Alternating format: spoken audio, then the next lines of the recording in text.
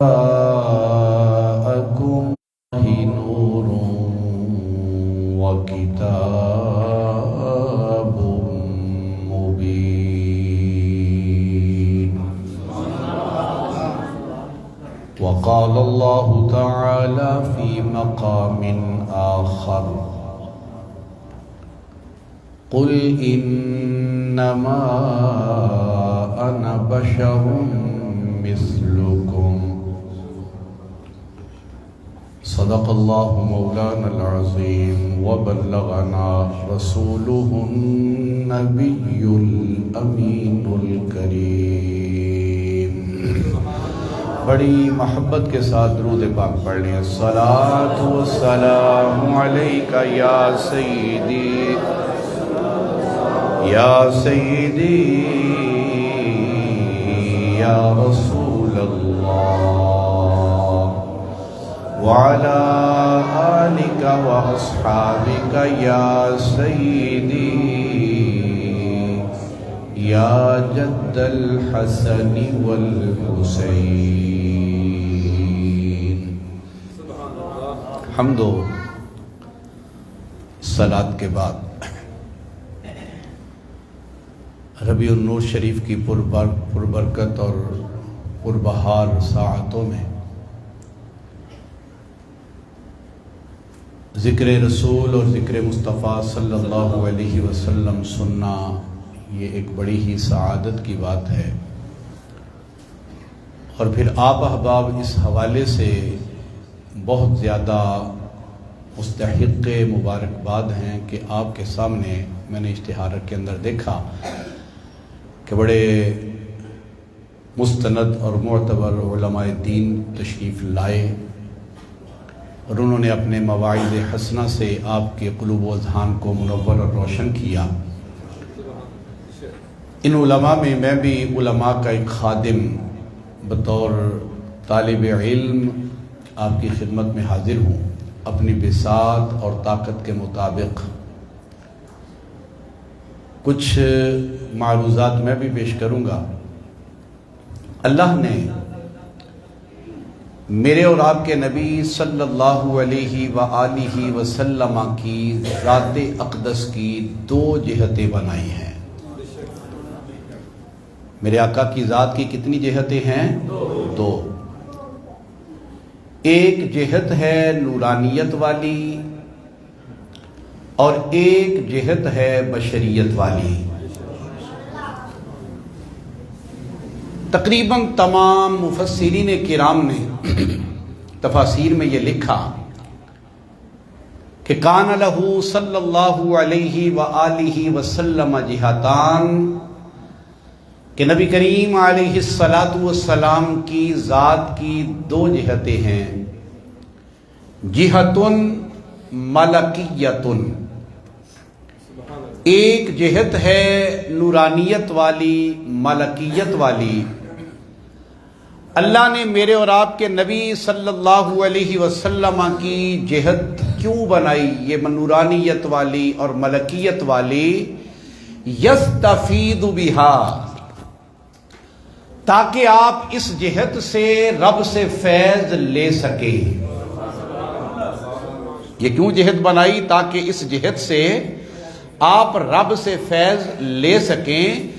وجہتن بشریتن، اور دوسری جہت بنائی بشریت والی. کیوں بنائی؟ یفید بہا، یفید بہا، تاکہ اس جہت سے آقا ہمیں فیض دے سکے. میں آپ کو قرآن مجید کی ایک مثال سے یہ بات سمجھاؤں. سورہ مریم 16واں پارہ نکالیے. اللہ فرماتا ہے وَاذْكُرْ فِي الْكِتَابِ مَرْيَمَ، اے پیارے حبیب اس قرآن میں سیدہ مریم کا ذکر بھی کیجیے. یہ ذکر رسول کی محفل سجانا یہ بڑی سعادت کی بات ہے. اللہ قرآن میں جگہ جگہ وَاذْكُرْ فِي الْكِتَابِ مُوسَىٰ، حبیب ذرا کتاب میں موسیٰ کا ذکر بھی کیجیے. وَاذْكُرْ فِي الْكِتَابِ إِبْرَاهِيمَ، اس کتاب میں ابراہیم کا ذکر بھی کیجیے. اور یہاں کیا کہہ رہا ہے کوئی یہ نہ کہتا جی صرف نبیوں کا ذکر کرنا چاہیے. اللہ فرماتا ہے وَذْكُرْ فِي الْكِتَابِ مَرْيَمَ، اے پیارے حبیب ذرا کتاب میں میری ولیہ کا ذکر بھی کیجئے، تاکہ مسئلہ واضح ہو جائے کہ صرف نبیوں کا ہی نہیں، نبیوں کے ماننے والوں کا بھی ذکر کرنا چاہیے. اللہ فرماتا ہے وَذْكُرْ فِي الْكِتَابِ مَرْيَمَ، حبیب ذرا سیدہ مریم کا ذکر کیجئے. حضرت سیدہ مریم بڑا لمبا واقعہ قرآن مجید کے اندر موجود ہے کہ آپ کے والدین نے نظر مانی، والدہ صاحبہ نے، ما فی بطنی محررا فتقبل منی، یا اللہ جو میرے پیٹ میں ہے میں تیرے لیے وقف کرتی ہوں، قبول کر لینا. جب پیدائش ہوئی تو بچی پیدا ہوئی. ربی انی وضعتھا انثی، یا اللہ میں نے تو بچی کو جنم دیا. اللہ فرماتا ہے مجھے بہت اچھی طرح پتا ہے، اس لیے کہ بچیاں بھی میں دیتا ہوں، بچے بھی میں ہی عطا کرتا ہوں. بچی پیدا ہوئی ہے. اب چونکہ نظر مانی تھی، اب راہ للہ وقف کر دیا. حضرت زکریہ بڑا لمبا چوڑا واقعہ ہے. اچھا یہاں پہ ایک بات میں سر دست کرتا جاؤں. حضرت زکریہ علیہ السلام کے نام قرآن نکلا کہ حضرت سیدہ مریم کی پرورش آپ نے کرنی ہے. آپ نے بیت المقدس کے ایک طرف ان کے لیے حجرہ بنا دیا، باہر نکلتے تو باہر سے تالا لگا کے جاتے، داخل ہونا تو تالا کھول کے اندر تشریف لے جاتے، کسی اور کو اندر جانے کی اجازت نہ تھی. ایک دن آپ وہاں تشریف لے کے گئے تو آپ نے کیا دیکھا؟ قرآن مجید پڑھیے. جب آئے نہ ہوں تو وہاں دیکھا حضرت سیدہ مریم کے پاس بے موسم پھل پڑے ہوئے ہیں. سوچ میں پڑ گئے کہ میں تو تالا لگا کے گیا تھا، کسی نے تالا توڑا نہیں، یہ بے موسم پھل اندر کہاں سے آ گئے؟ قالت آپ فرمانے لگے، حضرت سیدہ مریم سے پوچھنے لگے کہ یہ پھل کہاں سے آئے ہیں؟ فرمانے لگی یہ رب نے بھیجے ہیں.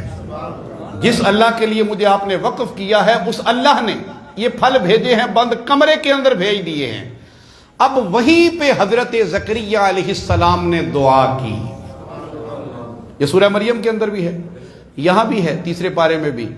اللہ تعالیٰ کے نبی حضرت زکریا بوڑھے ہو چکے ہیں، بیوی صاحبہ بوڑھی ہو چکی ہیں، وہ اپنے آپ کو باندھ خیال کرتی ہیں. اب یہاں آپ نے اللہ کی بارگاہ میں دعا کی. کیا دعا تھی سنیے. اللہ کی بارگاہ میں دعا کی، ہنالک دعا زکریا ربہ قال رب هب لي من لدنك ذرية طيبة إنك سميع الدعاء. وہی آگے پیچھے نہیں، بیت المقدس مسجد کے اندر جا کے نہیں، وہی کھڑے ہو کے جہاں رب کی رحمت نازل ہو رہی تھی، ہنالکا وہیں پہ کھڑے ہو کے آپ نے دعا کی، یا اللہ اگر تو بند کمرے میں بے موسم پھل دے سکتا ہے، مجھ بوڑھے زکریا کو اولاد دینا کون سا مشکل کام ہے؟ تیرے لیے مجھ بوڑھے کو اولاد دینا کون سا مشکل کام ہے؟ جب یہ رب کی بارگاہ میں دعا کی، فوراً رب نے کہا اے پیارے زکریا تو نے دعا کی، ہم نے قبول کی، ہم تمہیں بیٹا دیں گے، اور ایسا بیٹا دیں گے جو نبی بھی ہوگا، نفسانی خواہشات سے پاک بھی ہوگا. سیدم و حسورم و نبیم من الصالحین، نبی بھی ہوگا، سردار بھی ہوگا، اس کے دل میں نفسانی خواہشات کا بالکل مادہ ہی موجود نہیں ہوگا. یہ حضرت یحییٰ علیہ السلام ان کا نام ہوگا. یہ اللہ تعالیٰ جل مجدہ الکریم نے اسی وقت خبر دی. اچھا حضرت سیدہ مریم کی بات ہو رہی تھی، یہ سر دس میں نے اس لیے روایت بیان کی، یہ قرآن مجید کی آیات کے مطابق کچھ عرض کیا کہ جہاں اللہ والے رہتے ہیں وہاں رب کی رحمتوں کا نزول ہوتا ہے. کیونکہ اس مسجد کا نام بھی انوار لاسانی ہے، اور میں بھی حضور سیدی لاسانی سرکار رحمت اللہ تعالیٰ علیہ پیر سید جماعت علی شاہ صاحب دامت برکاتہ العالیہ آپ کے خوشہ چینوں میں سے ہوں. میری بیعت بھی وہاں پہ ہے الحمدللہ، اور اس وقت سے ہے میں جب اتنا چھوٹا سا بالکل ہوا کرتا تھا. تو اس حوالے سے میں نے یہ اللہ والوں کی بات درمیان میں جو قرآن پاک کے اندر ہی موجود ہے وہ میں نے سر راہ کر دی. اچھا، حضرت سیدہ مریم، ان کے لیے حجرہ تھا. ایک دن سیدہ مریم اپنے حجرے میں تشریف فرما ہیں، اچانک ایک شخص آپ کے کمرے میں آیا. اور کیا بن کے آیا؟ اللہ کا قرآن پڑھیے. پروردگار جل وعلا ارشاد فرماتا ہے فَأَرْسَلْنَا إِلَيْهَا رُوحَنَا فَتَمَثَّلَ لَهَا بَشَرًا سَوِيًّا. اللہ فرماتا ہے گبرو جوان، بالکل مکمل انسان حضرت سیدہ مریم کے پاس آ گئے. اب حضرت سیدہ مریم دیکھ کے ڈر گئی. فرمایا تو کون ہے؟ دروازہ تو بند ہے، تالا لگا ہوا ہے، میرے ماموں سیدنا زکریا موجود نہیں ہے، تو یہاں کیسے آ گیا؟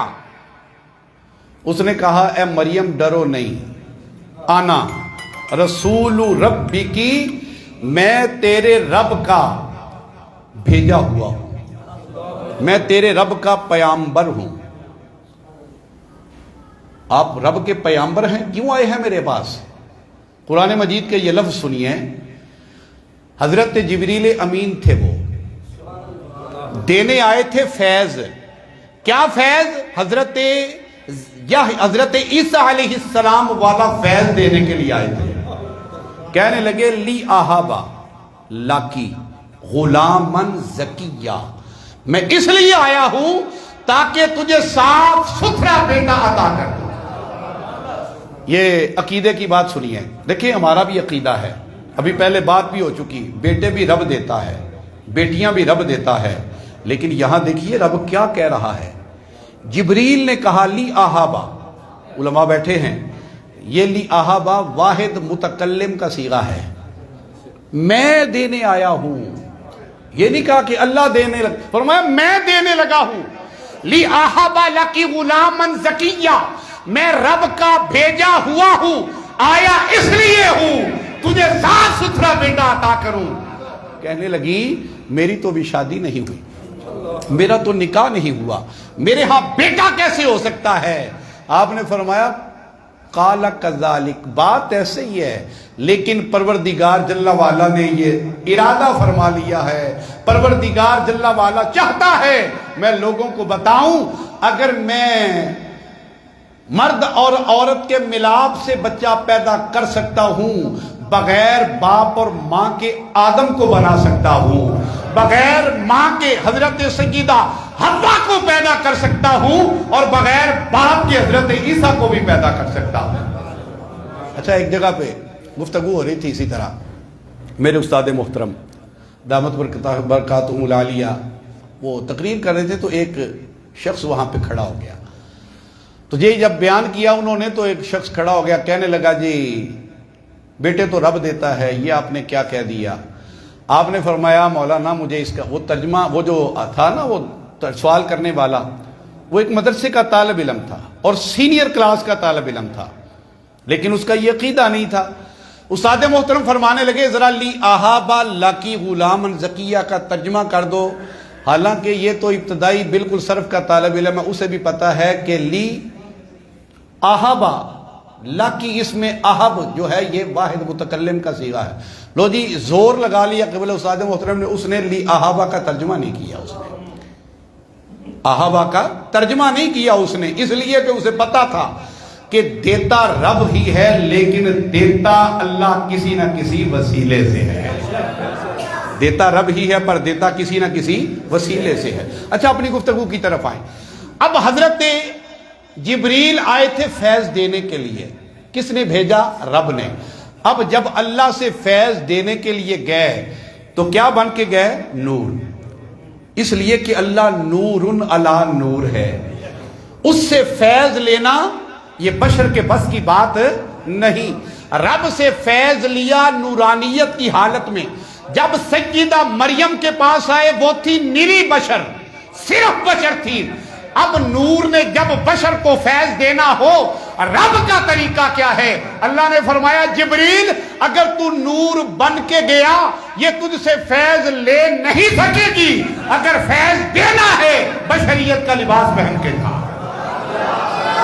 رب نے اسی لیے بشریت کا لباس پہنا کے بھیجا، معاملہ بالکل کلیئر ہو گیا۔ سرکار صلی اللہ علیہ وسلم نوروں کے نور ہیں، پوری کائنات میرے آقا کے نور کی وجہ سے جگمگا رہی ہے۔ اب آقا اگر اپنی نورانی حالت میں دنیا میں تشریف لاتے، کسی کی جرت تھی جو میرے آقا کریم علیہ السلام کے رخ والضحیٰ کا دیدار کر سکتا؟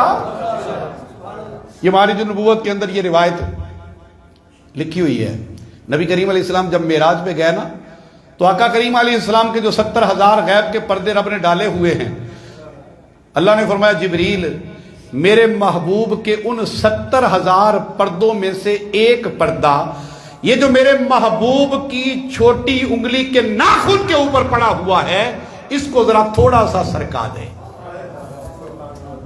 70,000 پردوں میں سے ایک پردہ، اور وہ بھی کتنے حصے سے؟ یہ چھوٹی انگلی کے ناخن سے سرکا دے۔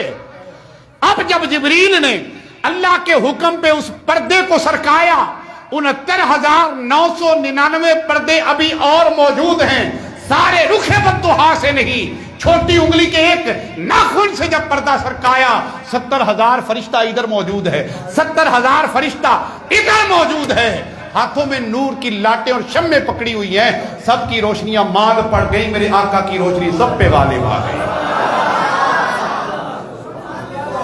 سب پہ غالب آ گئی۔ یہ اعلیٰ حضرت رحمت اللہ علیہ نے ایسے ہی نہیں کہا۔ محمود صاحب شعر پڑھن دی اجازت ہے کہ نہیں جناب؟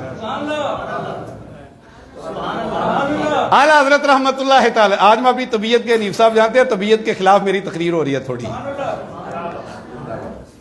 اعلیٰ حضرت رحمت اللہ علیہ آپ نے ایسا ہی نہیں کہا، آپ نے قرآن و سنت کو پڑھ کے کہا تھا کہ چمک تجھ سے پاتے ہیں سب پانے والے، میرا دل بھی چمکا دے چمکانے، چمک تجھ سے پاتے ہیں سب پانے والے، میرا دل بھی چمکا دے چمکانے والے، میرا دل بھی چمکا دے چمکانے، اور پرستان نہیں دیکھ کر ابر رحمت، بدوں پر بھی برسا دے برسانے والے، بدوں پر بھی برسا دے برسانے۔ نبی کریم علیہ السلام اگر اپنی اسی نورانی حالت میں دنیا میں تشریف لاتے، کسی مائی کے لال کے بس کی بات نہیں تھی آقا کریم علیہ السلام کے نور کی تاب لا سکتا۔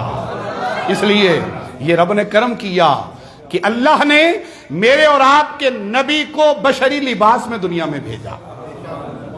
اللہ نے اسی لیے قرآن مجید میں اپنے محبوب کی نورانیت کو بھی بیان کیا، بشریت کو بھی بیان کیا۔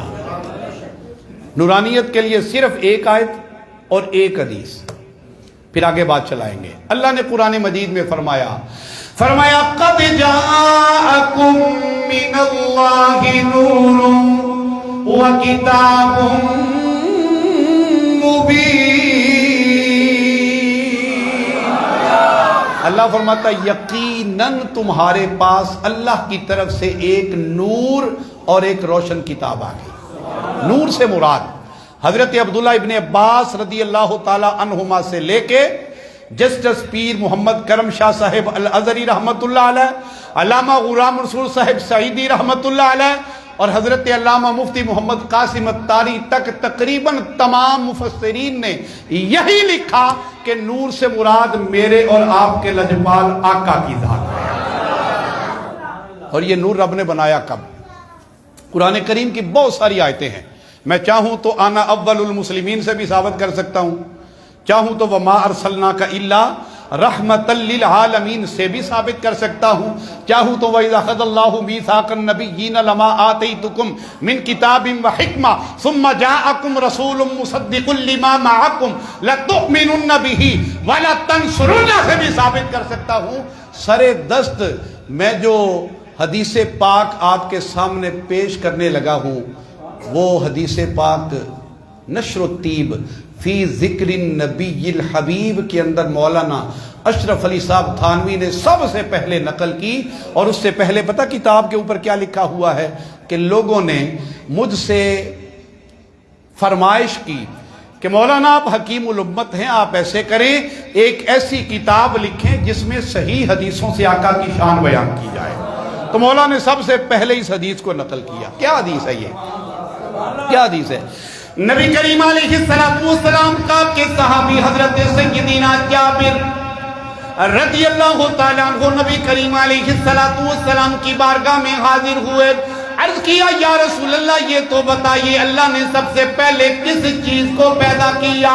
نبی کریم علیہ السلام نے فرمایا یا جابر ان اللہ تعالی خلق قبل الاشیاء نور نبیک من نورہ۔ اے جابر اللہ نے سب چیزوں سے پہلے تیرے نبی کے نور کو اپنے نور کے فیض سے پیدا فرمایا۔ سب چیزوں سے پہلے تیرے نبی کے نور کو اپنے نور کے فیض سے پیدا فرمایا۔ قرآن کریم کی بہت ساری آیات ہیں، میں نے اشارہ کر دیا، ایک حدیث پاک میں نے سردست پیش کر دی، پتہ چلا میرے اور آپ کے لجپال آقا حقیقت کے اعتبار سے نور ہیں۔ ہاں جب دنیا میں تشریف لائے تو بشریت کا لباس پہن کے آئے، اسی لیے اللہ نے فرمایا حبیب قل، تیری نورانیت کا اعلان میں نے کیا تھا، اب اپنی بشریت کا اعلان تو خود فرما دے۔ قل حبیب تو کہہ دے آنا میں بشر ہوں مثلکم، تم جیسا۔ توجہ سے میری گفتگو یہ تھوڑی سی سنیے گا۔ اللہ نے یہ اعلان کیوں کروایا؟ ایک وجہ تو میں نے پہلے بیان کر دی، رب نے اپنے محبوب کی زبان سے یہ اعلان کیوں کروایا؟ میرے آقا کریم علیہ السلام سے پہلے 1,24,000 کے قریب انبیاء و رسول دنیا میں جلوہ گر ہوئے، ان نبیوں کو رسولوں کو رب نے بڑے بڑے کمال دیے۔ علماء کرام تشریف فرما ہے میں نے قرآن مجید کا جب مطالعہ کیا تو مجھے سب سے زیادہ جس نبی کے کمال اور معجزے قرآن نے بتائے وہ حضرت موسیٰ ہیں۔ اللہ فرماتا ہے وَلَقَدْ آتَيْنَا مُوسَىٰ 9 آیات بینات، اللہ فرماتا ہے ہم نے ان کو 9 معجزے عطا فرمائے۔ پھر حضرت عیسیٰ علیہ السلام کے معجزے بھی رب نے قرآن میں ذکر کیے۔ اللہ فرماتا ہے حضرت عیسیٰ علیہ السلام قوم کے پاس آئے، آ کے اعلان کیا، کیا کہا؟ فرمایا اُبْرِئُ الْأَكْمَحَ وَالْأَبْرَصَ وَأُحْيِي الْمَوْتَى بِإِذْنِ اللَّهِ وَأُنَبِّئُكُم بِمَا تَأْكُلُونَ وَمَا تَدَّخِرُونَ فِي بُيُوتِكُم، میں مادر زاد اندھے کو بینا کر دیتا ہوں، کوڑی کو شفا دے دیتا ہوں، مردہ میرے سامنے لے آؤ، زندہ نہ کروں تو رب کا نبی نہ کہنا، گھر سے کھا کے آؤ بتاؤں گا کیا کھا کے آئے ہو، گھر میں کوئی چیز رکھ کے آؤ میں بتاؤں گا کیا رکھ کے آئے ہو۔ یہ نبی کا معنی ہے جو میں نے آخر میں بیان کیا۔ کوئی ڈکشنری اٹھا لیں، کوئی لغت اٹھا لیں، یہ عام جو لغات ہماری چلتی ہے المنجد لے لیں، مصباح اللغات لے لیں، اس سے اوپر آپ جانا چاہیں تو لسان العرب لے لیں، کوئی عربی کی بڑی سے بڑی ڈکشنری اٹھا لیں، چھوٹی سے چھوٹی ڈکشنری اٹھا لیں، نبی کا معنی ہے مخبر عن الغیب اور مخبر عن الغیب۔ نبی کا معنی ہے جو اللہ سے غیب کی باتیں لے اور مخلوق کو غیب کی باتیں بتائے، یہ نبی کا معنی ہے۔ جہاں مرضی ڈکشنری اٹھا کے دیکھ لیں، نبی کا معنی جو اللہ سے غیب کی خبریں لے اور مخلوق کو غیب کی خبریں دے۔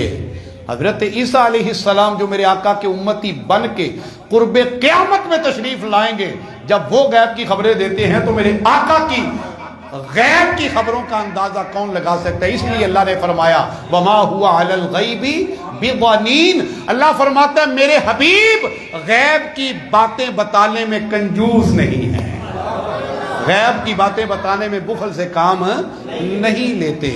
نبی اقدس صلی اللہ علیہ وآلہ وسلم آپ سے رب نے اعلان کروایا، کیوں کروایا؟ اس لیے کہ رب نے حضرت عیسیٰ کو کمال دیے، امت نے رب کا بیٹا بنا دیا۔ حضرت عزیر دنیا میں تشریف لائے، لوگوں کو تورات بھول چکی تھی، آ کے آپ نے شروع سے لے کے آخر تک تورات لوگوں کے سامنے تلاوت کر دی۔ لوگوں نے کہا او ان کو ساری تورات آتی ہے۔ وقالت اليہود عزیر ابن اللہ وقالت النصارى المسیح ابن اللہ، انہوں نے کہنا شروع کر دیا حضرت عزیر تو رب کے بیٹے ہیں، عیسائیوں نے کہا حضرت عیسیٰ رب کے بیٹے ہیں۔ اب وہ تو لے کے آئے تھے معجزہ، ادھر مصطفیٰ کریم تو معجزہ بن کے آ رہے ہیں۔ اللہ فرماتا ہے یا ایھا الناس قد جاءکم برہان من ربکم وانزلنا الیکم نورا مبینا۔ اللہ فرماتا ہے پہلے میں نے نبیوں کو معجزے دیے تھے، حبیب ہم تجھے برہان سراپا معجزہ بنا کے بھیج رہے ہیں۔ اب ہو سکتا تھا میرے آقا کی انگلی جب اٹھی تھی چاند دو ٹکڑے ہوا تھا، پھر انگلی اٹھی تھی ٹوٹا چاند جڑ گیا تھا۔ میرے آقا نے علی کے لیے عصر کی نماز کے وقت پہ سورج کو مغرب سے عصر کے اوپر لا کھڑا کیا تھا۔ میرے آقا نے انگلی کے اشارے کر کے ابو جہل کی مٹھی میں کنکریوں کو کلمہ پڑھا دیا تھا۔ میرے آقا نے درختوں کو حکم دے کے اپنی بارگاہ میں بلا کے اپنی نبوت اور رسالت کی گواہی لے لی تھی۔ تو اتنے کمال دیکھے، اتنے معجزے دیکھ کے یہ نبی تو اپنی انگلیوں سے پانی کے چشمے جاری کر رہا ہے۔ یہ نبی صلی اللہ علیہ وسلم تو نابینوں کو آنکھیں عطا کر رہا ہے، یہ تو کسی کے چہرے پہ ہاتھ پھیرتا ہے، وہ تاریک کمرے میں جائے تو کمرے روشن ہو جاتے ہیں۔ کہیں اتنے کمال دیکھ کے کوئی انہیں رب یا رب کا بیٹا نہ کہہ دے، اس لیے اللہ نے فرمایا حبیب قل انما انا بشر مثلکم، کہہ دے میں اتنے کمال اور معجزے لانے کے باوجود بھی رب کا شریک نہیں، رب کا حبیب ہوں۔ اللہ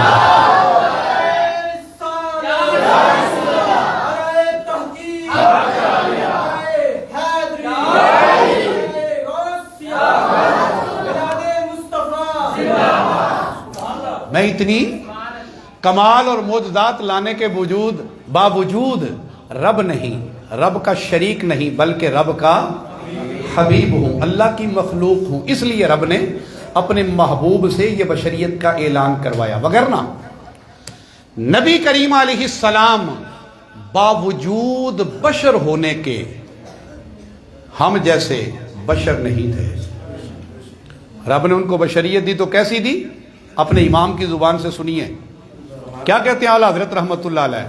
آپ فرماتے ہیں کہ اللہ کی سرتابہ قدم شان ہے یہ، اللہ کی سرتابہ قدم شان ہے یہ، انسان نہیں انسان وہ انسان ہے یہ، انسان ہی انسان وہ انسان ہے یہ، اور قرآن تو ایمان بتاتا ہے انہی کو، قرآن تو ایمان بتاتا ہے انہی کو، اور ایمان یہ کہتا ہے میری جان ہے یہ، ایمان یہ کہتا ہے میری جان ہے یہ۔ نبی کریم صلی اللہ علیہ وآلہ وسلم بشر ہیں، کوئی شک نہیں، لیکن بے مثل اور بے مثال بشر ہیں، بے مثل اور بے مثال بشر ہیں. جس طرح نورانیت میں میرے آقا کا کوئی ثانی نہیں، بشریت میں بھی میرے آقا کا کوئی ثانی نہیں. تو یہاں پہ صرف میں نے بات ہی نہیں کرنی، اس کے دلائل بھی دینے ہیں. دلائل دو طرح کے. حضور اقدس صلی اللہ علیہ وآلہ وسلم نہ تو شرعی معاملات میں ہم جیسے ہیں، پوائنٹ سمجھ میں آ گئی؟ شرعی معاملات میں سرکار ہم جیسے نہیں ہیں. اور اسی طرح میرے آقا کریم علیہ السلام جسمانی معاملات میں بھی ہم جیسے نہیں ہیں. اور اس پر دلائل اتنے ہیں کہ جتنا وقت میرے پاس ہے یہ بہت ہی اس کے لیے کم ہے، لیکن میں کوشش کروں گا جتنے زیادہ سے زیادہ دلائل آ جائیں وہی بہتر ہو. سرکار شرعی معاملات میں ہم جیسے نہیں. سب سے پہلے نماز کو لے لیں. میرے اوپر بھی آپ کے اوپر بھی نمازیں کتنی فرض ہیں؟ اللہ پڑھن دی بھی توفیق انشاءاللہ دے گا. دسو کی بولو کنیاں؟ 5. میرے اوپر بھی 5 ہیں، آپ کے اوپر بھی 5 ہیں. ہاں وہ ایک جملہ لکھا ہوتا ہے قاری صاحب، وہ نا کئی جگہ پونفٹوں پہ لکھا ہوتا ہے. کیا لکھا ہوتا ہے؟ نماز معاف ہے پر کس کو؟ مخبوط الحواس کو. پاگل کو سوکھے لفظ کہہ لو. اللہ نے ہمیں صحیح بنایا ہے یا مخبوط الحواس بنایا ہے؟ تو پھر 5 نمازاں فرض جو ہے، معافی کوئی نہیں. نماز کی اہمیت کا اندازہ اسی بات سے لگا لیں، میرے مصطفیٰ کریم علیہ السلام کو جب کبھی کوئی مشکل پیش آتی آقا نماز کی طرف متوجہ ہو جاتے تھے. رب مشکل آسان کر دیتا تھا. آپ بھی کبھی اندازہ کر کے دیکھیں، جب کبھی کوئی مشکل پیش آئے رب کی بارگاہ میں سر بسجود ہو جائیے، مشکل حل ہو جائے گی. یہ میں نہیں کہہ رہا، میرے اور آپ کے لجپال نبی کہہ رہے ہیں. اللہ نے سب عبادتیں یہاں زمین پر لازم فرمائیں، لیکن جب نماز کی باری آئی تو لامقام پہ حبیب کو بلا لیا اور بطور تحفہ یہ نماز عطا کی. اور کل قیامت کے دن جب رب کی بارگاہ میں میں نے بھی اور آپ نے بھی پیش ہونا ہے، سب سے پہلے جس عمل کا رب نے ہم سے حساب لینا ہے وہ بھی نماز ہی ہے. اس لیے نماز کی کوئی چھوٹ نہیں ہے. کوئی شیخ الحدیث ہے، کوئی شیخ القرآن ہے، کوئی مفتی ہے، کوئی عالم ہے، کوئی جاہل ہے، کوئی پڑھا لکھا ہے، ہر ایک پر دن رات میں 5 نمازیں فرض ہیں اور یہ ہم نے پڑھنی ہے. اس کے بغیر گزارا نہیں ہے. اللہ نے قرآن مجید میں فرمایا فَخَلَفَ مِن بَعْدِهِمْ خَلْفٌ أَضَاعُوا الصَّلَاةَ وَاتَّبَعُوا الشَّهَوَاتِ فَسَوْفَ يَلْقَوْنَ غَيًّا. اللہ فرماتے ہیں ان کے بعد ایسے بدبخت لوگ پیدا ہو گئے جنہوں نے نمازیں چھوڑنا شروع کر دی، خواہشات نفسانی کے پیچھے بھاگنے لگے. اللہ فرماتا ہے فکر مت کرو، میں جہنم کی سخت ترین وادی غی کے اندر پھینکوں گا. کن کو؟ بے نمازیوں کو. اس لیے نماز کی چھوٹ کوئی نہیں. جن کی چھوٹ ہے وہ میں نے بتا دیا. اچھا، میرے اوپر نمازیں 5 فرض، ہمارے علماء کرام تشریف فرما ہیں، ان پہ 5 فرض. آپ عوام ہیں، آپ کے اوپر بھی 5 فرض. میرے آقا پہ تو 5 نمازیں فرض نہیں تھی. سرکار صلی اللہ علیہ وسلم پہ 5 نمازیں فرض نہیں تھی. کتنی تھی؟ آئیے قرآن سے پوچھیے.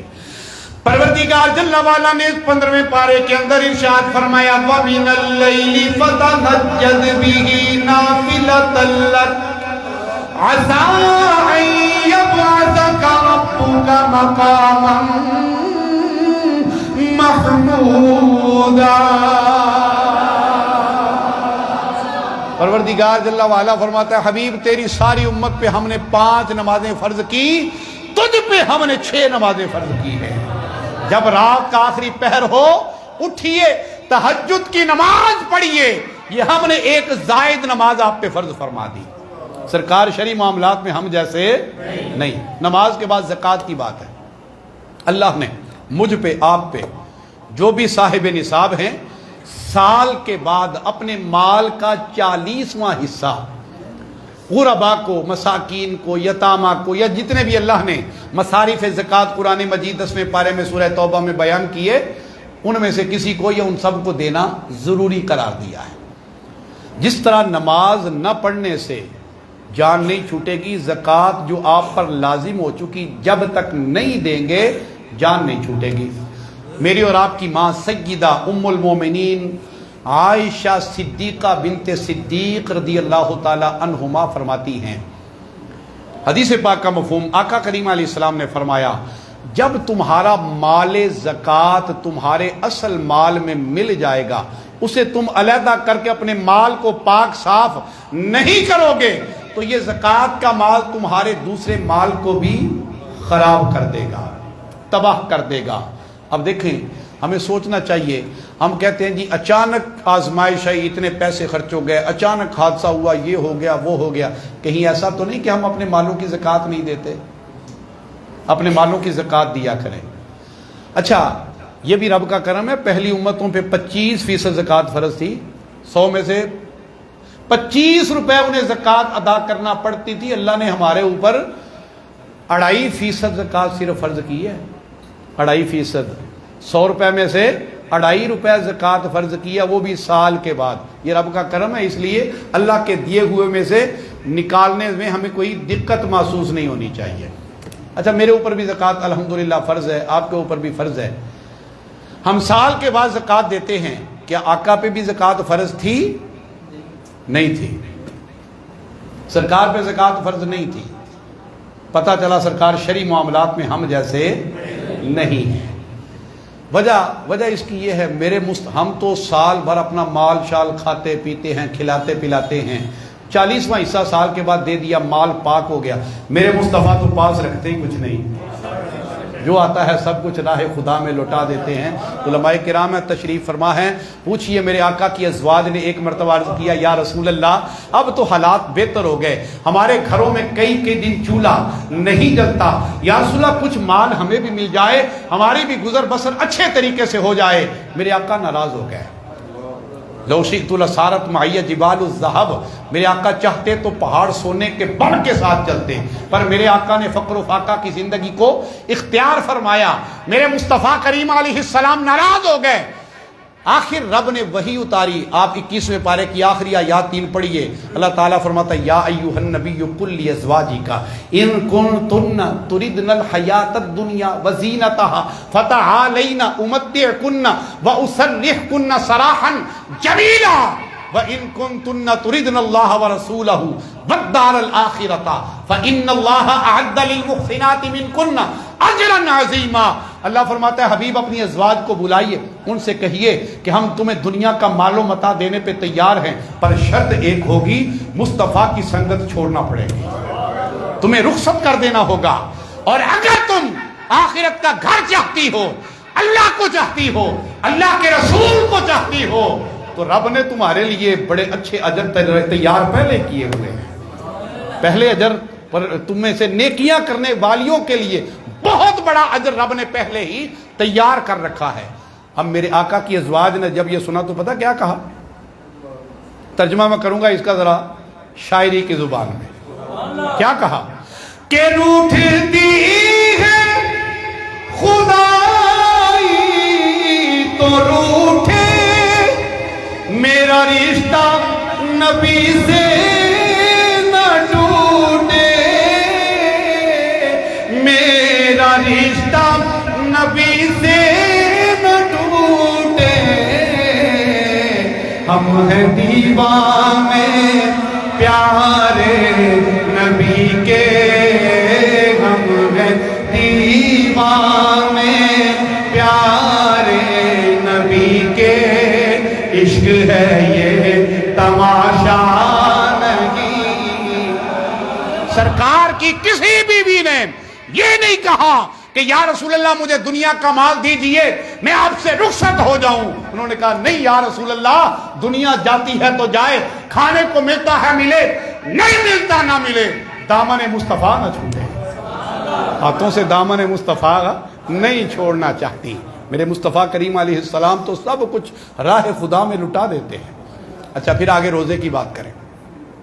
نبی کریم صلی اللہ علیہ وآلہ وسلم آپ یہ رمضان شریف کے روزے بھی رکھتے تھے جس طرح میں اور آپ رکھتے ہیں، لیکن حضور صلی اللہ علیہ وسلم اور طرح کے روزے بھی رکھتے تھے. وہ کس طرح کے روزے رکھتے تھے حضور صلی اللہ علیہ وآلہ وسلم؟ سحری کے وقت میرے آقا اٹھے، سحری تناول فرمائی، میرے آقا نے روزہ شروع کر لیا، افطاری کا وقت آیا، روزہ افطار نہیں کیا، ساری رات گزر گئی، کچھ نہیں کھایا پیا۔ اگلا دن آیا، سحری کا وقت، کچھ نہیں کھایا پیا، سارا دن گزر گیا، کوئی شے نہیں کھائی۔ اگلی رات آئی، افطاری نہیں کی، پھر رات گزر گئی، کئی دن، کئی راتیں گزر جاتی، میرے آقا کچھ کھاتے کچھ پیتے نہیں تھے۔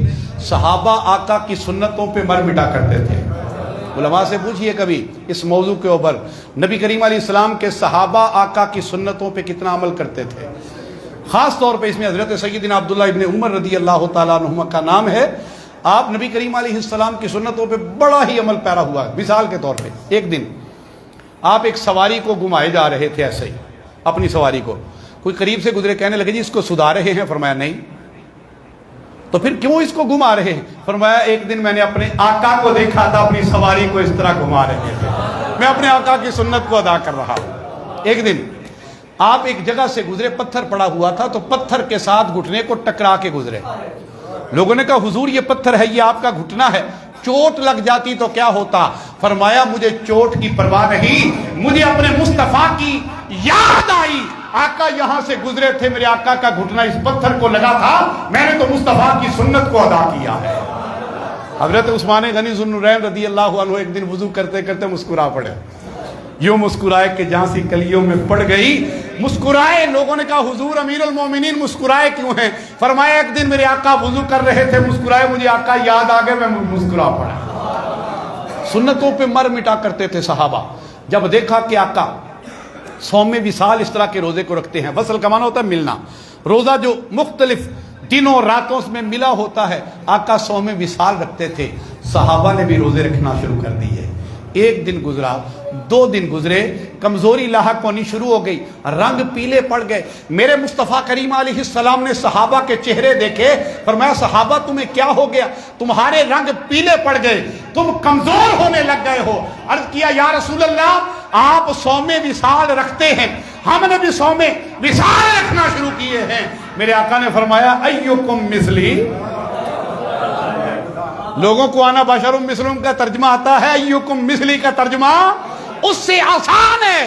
میرے آقا فرماتے ہیں، اور کس سے کہہ رہے ہیں؟ صحابہ سے، ولیوں سے نہیں کہہ رہے۔ میرے آقا عام امتیوں سے نہیں کہہ رہے، صحابہ کہ ساری کائنات کے ولی غوث قطب ابدال مل جائیں، ایک صحابی کے پاؤں سے اڑنے والی خاک کو پہنچ سکتے نہیں۔ اس صحابہ کے مجمع کے سامنے آقا نے فرمایا ایکم مثلی، او ہے کوئی تم میں کوئی مجھ جیسا؟ آپ نے فرمایا ابھی تو عند ربی یطعمنی ربی ویسقینی، او کما قال علیہ السلام۔ فرمایا صحابہ صوم وصال نہ رکھا کرو۔ یا رسول اللہ آپ رکھتے ہیں، ہم کیوں نہ رکھیں؟ فرمایا میں تو رات اپنے رب کے پاس ہوتا ہوں، میں تو رات اپنے رب کے پاس ہوتا ہوں، میرا رب مجھے کھلاتا بھی ہے پلاتا بھی ہے، میرا رب مجھے کھلاتا بھی ہے پلاتا بھی ہے۔ نبی کریم علیہ السلام شرعی معاملات میں ہم جیسے نہیں ہیں۔ جس طرح آخری ایک چھوٹے سے اشارہ کر، عصر کی نماز آپ پڑھتے ہیں، فرض پڑھ کے اس کے بعد نفل پڑھ لیتے ہیں آپ؟ کیوں نہیں پڑھتے؟ آقا نے منع کیا ہے۔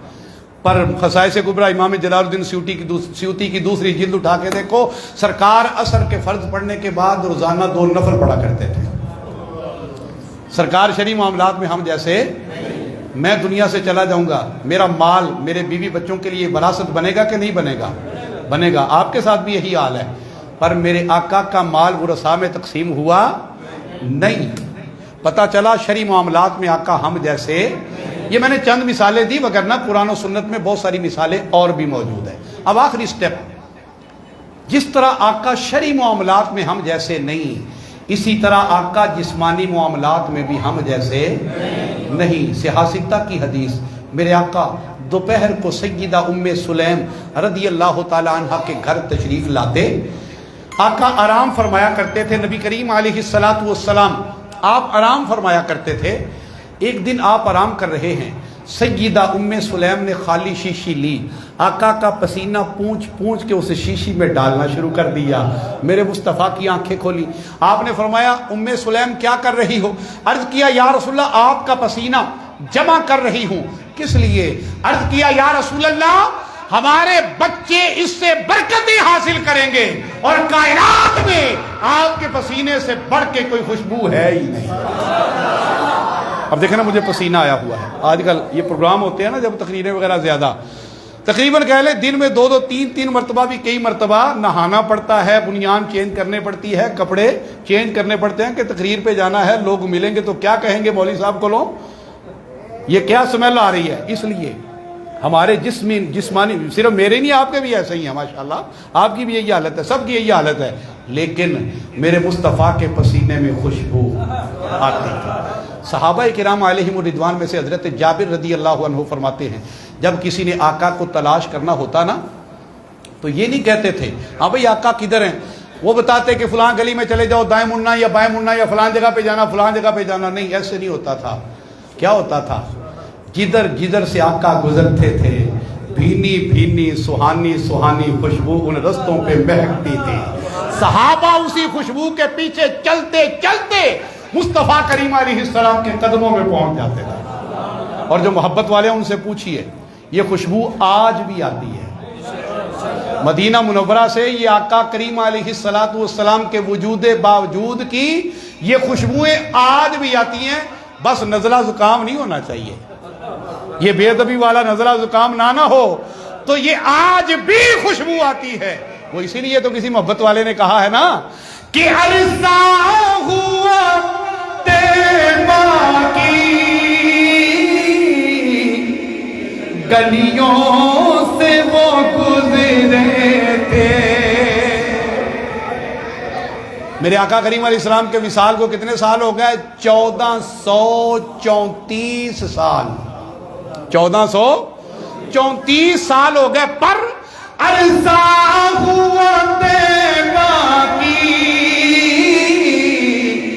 گلیوں سے وہ گزرے تھے، اس وقت بھی گلیوں میں خوشبو ہے پسینے کی،